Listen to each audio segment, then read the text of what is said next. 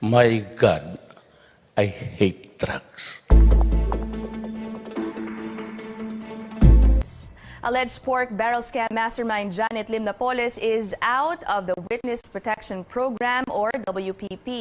Justice Secretary Menardo Guevarra informed Napoles in a letter that the provisional protection granted to her under the WPP, which expires on May 26, would not be extended.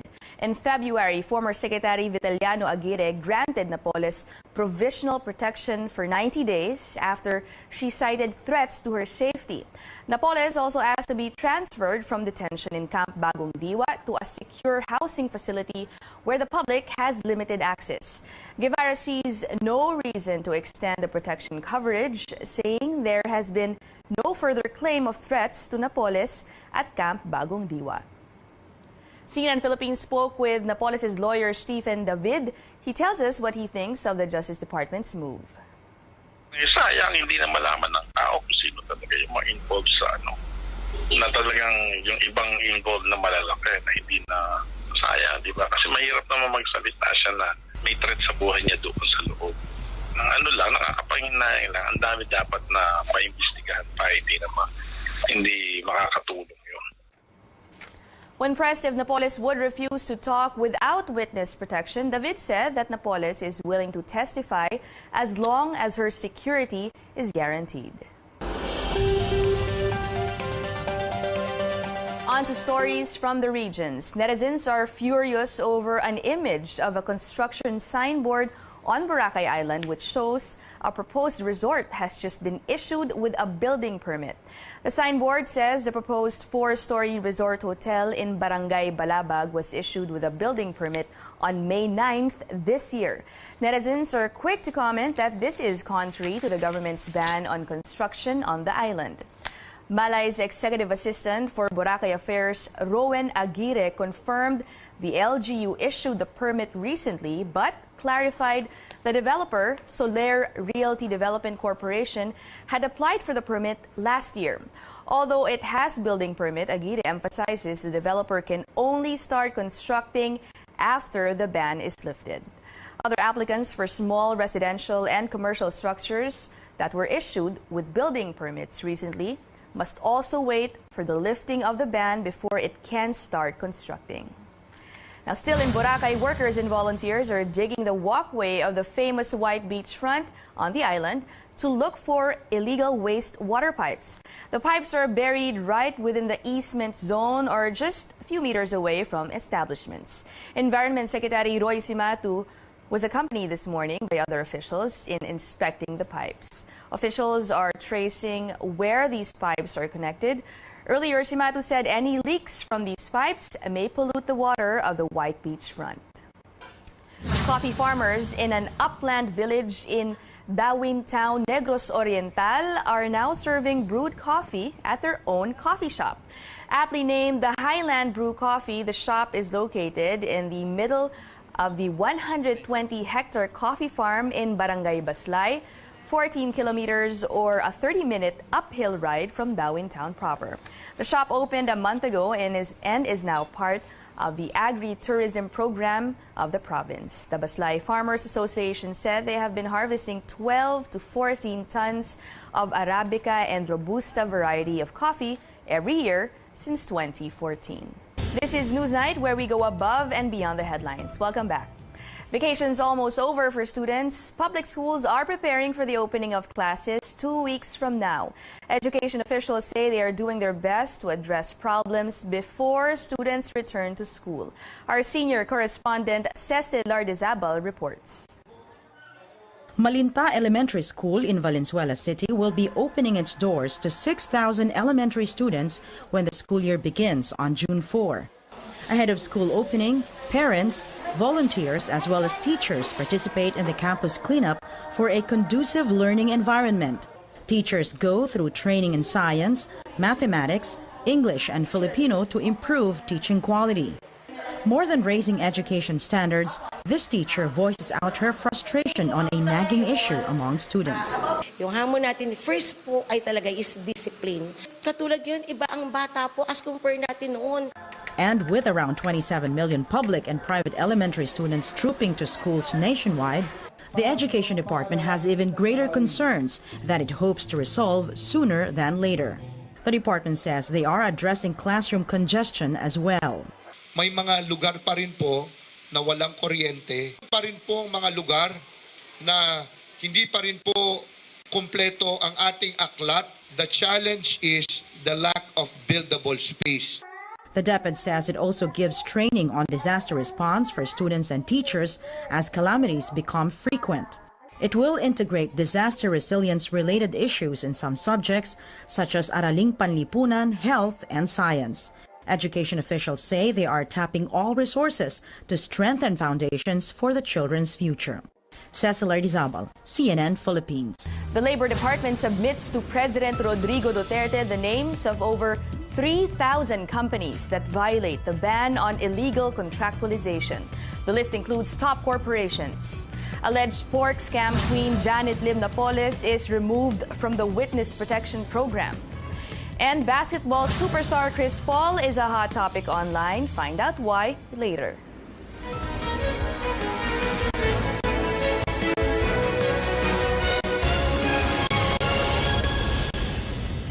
Labor Secretary Silvestre Bello says more than 3,300 companies are suspected to be engaged in illegal contracting. Bello submitted the list of companies to President Duterte today. Bello says these firms were found to be engaged in or suspected to be engaged in labor-only contracting or other illegal contracting or subcontracting schemes that violate an employee's right to security of tenure. The list is based on reports submitted by the department's regional offices. Mr. Duterte last month ordered Bello to name these companies. Secretary Bello tells CNN Philippines the companies on the list are mostly in manufacturing, retail, and hotel sectors, among others. A telecommunications giant and a leading multinational fast food chain are included. Like for example, yung Jollibee, yung Budget, yung PLDT, yung mga hotels like Dusit Tani ba yun? O yung, if I'm not mistaken, Sofitel is also one of the non-compliant hotels. Meron din yung mga, yung itong generic pharmacy. Nandiyan din yung Toll Philippines. Toll Philippines is also included. Bello says SM Supermalls is not included on the list because the retail giant has submitted a program of regularization. SM also promises to regularize 10,000 workers in the coming years. President Duterte reiterated his promise to go after these companies when he signed an Executive Order 51, which is a reinforcement of Department Order 174 issued by DOLE last year.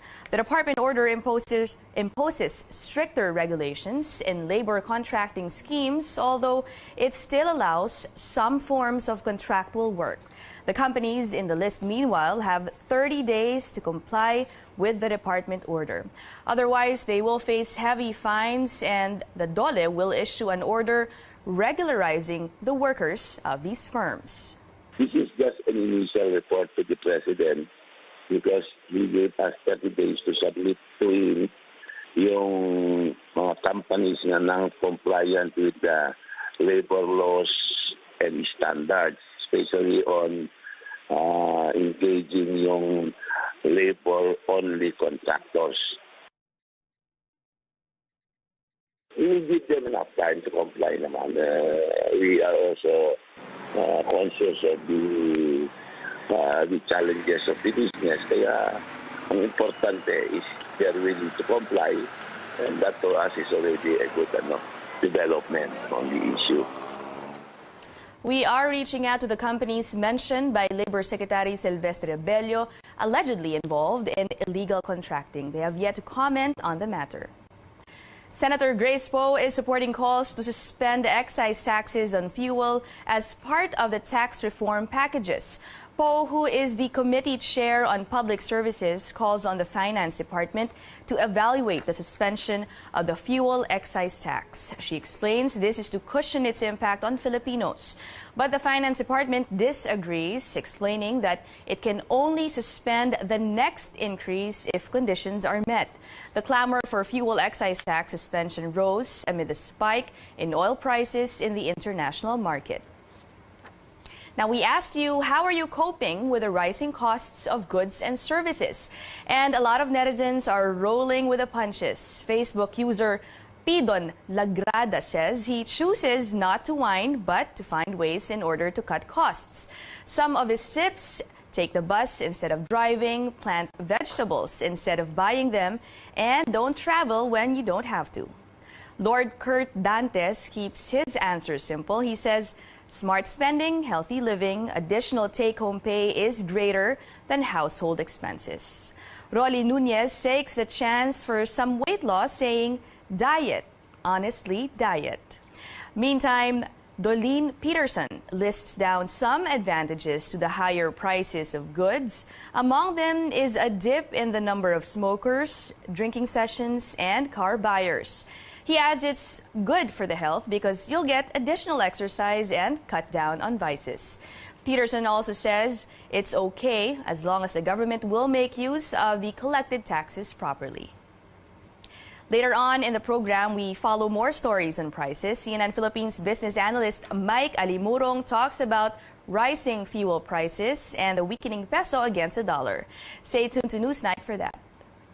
The Philippine ID system bill is just an inch closer to being enacted into law. Once enacted, all Filipinos will be required to have a unified ID that can be used in all government and even private transactions. Our Joyce Ilas tells us more. Filipinos will soon do away with different kinds of identification cards when dealing with the government and private sector, as Congress prepares to ratify the Philippine ID system bill next week. After it is signed by the President, officials carrying out the law will initially roll out the cards to 1 million Filipinos this year, beginning with persons with disability, senior citizens, and the poor. Ngayon kasi sandamakmak ang ID na ginagamit natin ng bawat ahensya ng gobyerno. May mga IDs. Ngayon, isa na lang. Isang ID ang magagamit mo sa iba't ibang transaksyon sa gobyerno, maging sa private kasi sa bangko, usually hihingin sa atin 2 valid IDs. Ngayon, isang ID na lang. The PhilSys ID will have 13 sets of information. On its face, the ID number, full name, sex, blood type, date of birth, place of birth, marital status, and facial picture of the card bearer. More information will be stored in the PhilSys registry, such as mobile number, email address, and biometrics data, including full set of fingerprints and iris scan. Filipino citizens and resident aliens should register personally in accredited registration centers nationwide. So that even if you lost the ID, in all agencies of the government and in all private institutions na may scanner, you can transact business by just presenting your biometrics. Some lawmakers, however, express concern over data security. Malaking usapin sa atin ang Philippine Statistics Authority, ang kanilang systems dyan ay being operated by a foreign corporation, yung Unisys, no, na hindi malayo na itong ating mga information, no, basic information, yung atong biometrics ay mahak, then it can be used, no, sa ibang kapamaraanan, criminal, commercial, or otherwise. They also fear that private information may be used to quell dissent. Dahil yan ay maaari na gamitin sa paniniktik, sa mas pinaigting na surveillance at saka repression ng mga nais pang magsalita at tumutol sa iba't ibang mga patakaran ng gobyerno. The bill's authors, however, say safeguards are in place to protect data privacy. Itong ID natin na ito ay talagang kumbaga pinag-isipan at hindi pwedeng buksan kung walang court order. Pangalawa, kung wala pong consent ng individual. At maaari lamang itong buksan kung merong compelling interest ng ng safety at saka ng public health. Some Filipinos have mixed opinions on the Philippine ID system. Okay na siguro yung mas marami kang ID para kung mawala man yung isa, mayroong isa. Ayun, kung mawala, wala na. Okay lang yun. Sa akin okay lang yun. Kasi para mas mapabilis lahat ng transaction. No? Kasi kung sakali, marami pa kasing ID hinahanap, mas matatagalan. Siguro taasan nyo lang yung security level ninyo para hindi ma-hack. The program will have an initial budget of 2 billion pesos this year, with Metro Manila, Calabarzon, and the Cordillera Autonomous Region as pilot areas. The government-issued card comes without cost to the owner. Joyce Ila, CNN Philippines. We appreciate all your online comments on our top story tonight. Keep them coming through our pages at CNN.